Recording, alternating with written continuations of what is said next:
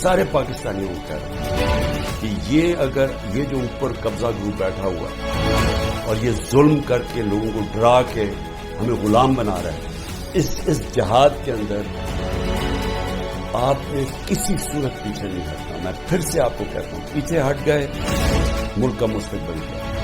وہ جو بڑی خواب تھی پاکستان، جو ہمارے لیڈر قائد اعظم جنہوں نے جو کانسٹیٹیوشنسٹ جو کہ قانون کی حکمرانی پہ چلنے والے تھے، جو آزادی کی جب وہ بات کرتے تھے تو وہ کوئی کمپرومائز نہیں کرتے تھے آزادی کے اوپر. خوددار انسان تھے. یہ غلام ہندوستان میں ایک آزاد انسان تھا جس کے ضمیر کی کوئی قیمت نہیں تھی، جس کے مخالف بھی ان کی عزت کرتے تھے.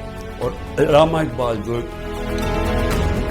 کئی صدیوں میں ایسا ذہن مسلمان دنیا میں نہیں آیا جو علامہ اقبال کا تھا، جو انہوں نے تصور دیا کہ ہم نے مدینہ کی ریاست کے اصولوں پہ ایک عظیم قوم کھڑی کر لی، اور پھر بتایا کہ کیوں ایک زمانے میں ہم نے دنیا کی امامت کی، اور شکوہ اور جواب شکوہ میں بتایا کہ کیوں ہمارا اب زوال ہے.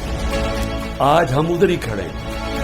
ہمیں وہی علامہ اقبال کی جو ان کی شاعری تھی، ہمیں اس کے اوپر ایک ایک شعر کے اندر کہ ہمیں انہوں نے پورا فلسفہ دیا ہوا.